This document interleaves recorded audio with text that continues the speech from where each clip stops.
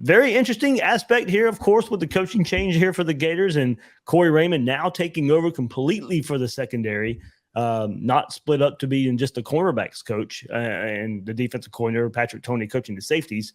Corey Raymond will be coaching and have control over the complete secondary, helping Armstrong. And guys, we're talking about storylines a little bit here too. Now Armstrong, I think this helps him some more too. He can come in and know that position is taken care of, making, I think, his transition just a bit easier. If I'm a young defensive coordinator, I have spring practice starting as soon as I step on campus. There's hardly a better way to say, hey, see that guy right there? He's going to be coaching your secondary.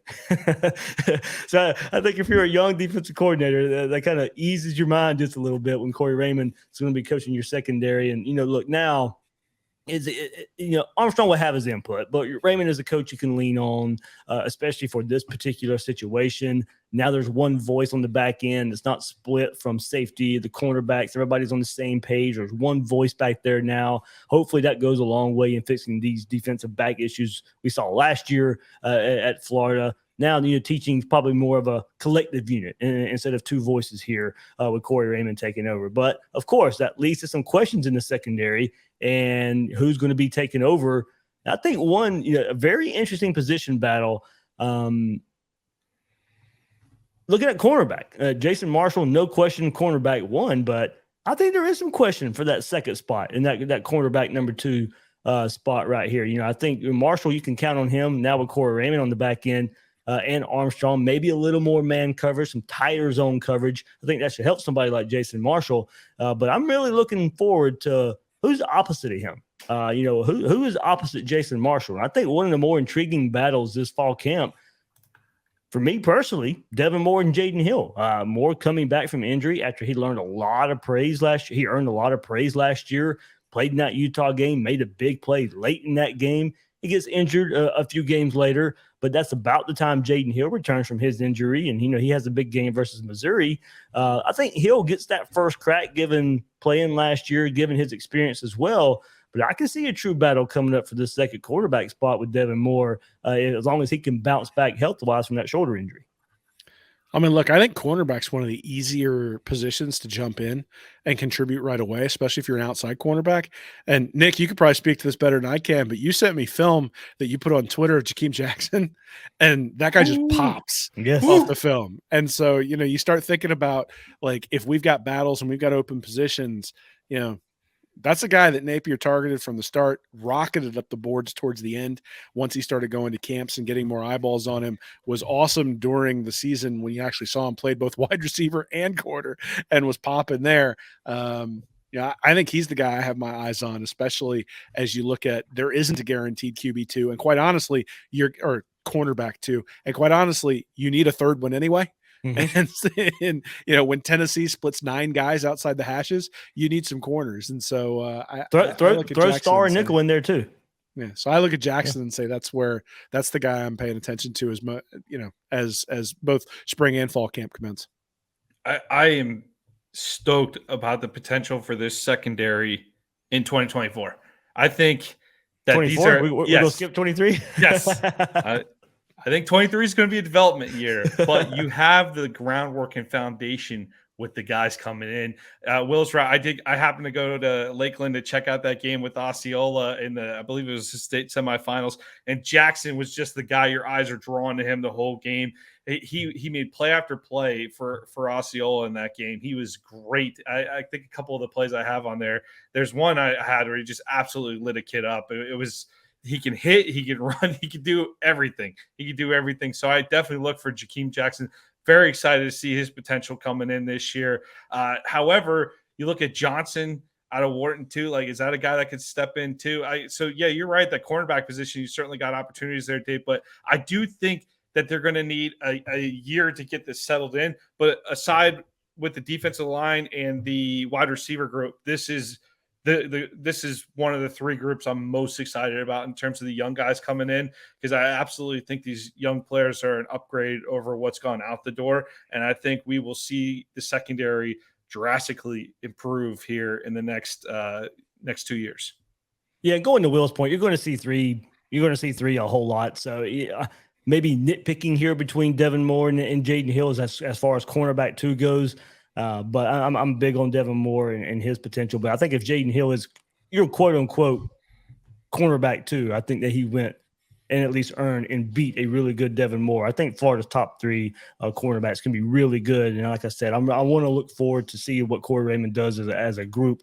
With this group as a whole, and looking at safety there too, and all the questions that come along with the safety group, man, I don't know. That's you got some questions there. Kamari Wilson, you would assume, has got one spot locked up, and maybe Miguel Mitchell as well, as he got some playing time later in the year. Last year, had a big game versus South Carolina. I think that's your top 2, but Miguel Mitchell, I think he could split the safety, maybe the star nickel as well. So, question, besides Wilson, I think that's about all you feel great about as far as naming somebody who's going to be, a solidified starter back there at safety. And, Miguel Mitchell, like I said, I like what I saw from him. I think he'll be that second safety. But, you might be counting on some true freshmen coming in. Trey Dean gone, Rashad Torrance gone.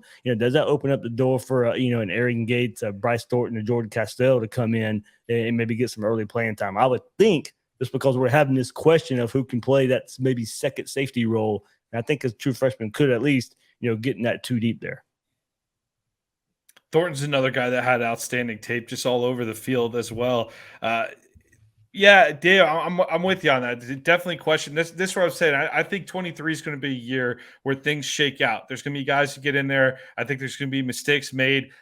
A young secondary. I think you're going to see some blown coverages here and there. I definitely anticipate, though, by the end of the year, you're going to start to see that group kind of form. But I'll tell you what, and this is no disrespect to the guys that were here, but Dean and Torrance, for 2 guys that are going to get drafted, certainly were a part of the problem on defense in the last couple of years, right? So I think they're outstanding talents individually, but you talk about some sloppy tackling or missed coverages here or there.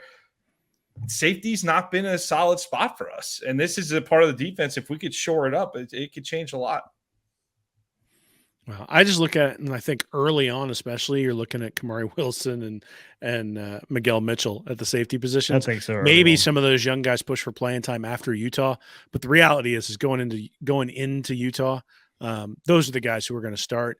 I'm not quite sure who comes in if there's an injury, especially early on. And I think that's what you're trying to figure out, right? And I think Mitchell and Wilson are probably the incumbent starters. And then the question is, who else is going to step into those roles? And look, I mean, we just talked about all of the depth that there is at cornerback. Is it possible that you sort of have some hybrid type things there as well, right? Like a guy like Jalen Kimber is maybe an outside guy. Does that allow them to take a guy like Jadarius Perkins and play him not just in a star or a nickel role, but actually put him back in a position where maybe you play some safety? I mean, Perkins is a pretty big dude. And, he's not, I wouldn't say he has elite coverage skills or elite speed. But if you take a guy who doesn't have elite coverage skills and put him at safety, well, now all of a sudden those coverage skills are pretty good for that position. And so I am really curious to see what happens. Like you said, Dave, Corey Raymond treating this like a unit where you're trying to figure out the best 4 or 5 guys to be out there in your base defense or your nickel defense, as opposed to going, well, these guys are corners and these guys are safeties. It's like, well, no, who's the best 5 guys for the offense that we're playing against? And so if you're playing against a 2 tight end defense, well, hey, your safeties are going to be more physical guys who can, or a 2 tight end offense, you're going to have safeties who are more physical guys who can come up and play in the box. But if you're playing against a spread where the team is more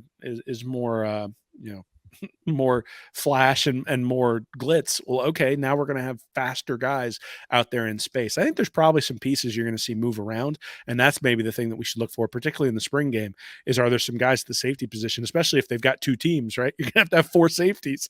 Like, who are those safeties going to be, and are they surprises? Are they guys that maybe we would have penciled in as like a backup at the cornerback position, but they've been able to slide into the safety position because they possess some skills that would be useful there? I do like that little detail that Will threw in there, starting versus Utah, because I think you're going on that road in a tough environment to open the season. You're going to see the guys out there that the staff is more like, you're not going to see a lot of guys they're taking shots on early on, right? In that game. So that's going to be reserved for more down the road.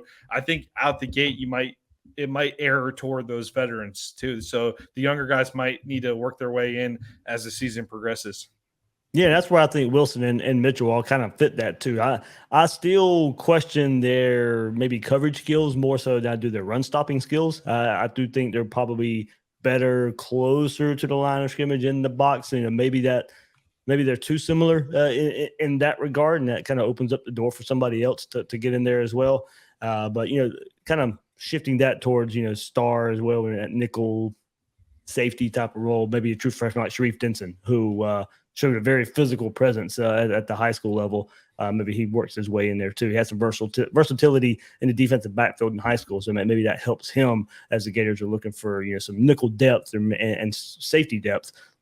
Sharif Denson might be a young name to keep out for there if we're kind of looking at early enrollees and freshmen going through their first spring practice as well. Want more Gators Breakdown? Join Gators Breakdown Plus. Starting at $3 a month. Get access to unique episodes, plus a blog, chat rooms, giveaways, shout-outs, and more. Gators Breakdown Plus is furthering the interaction with fans and listeners like you. Head to gatorsbreakdown.supportingcast.fm to join Gators Breakdown Plus today.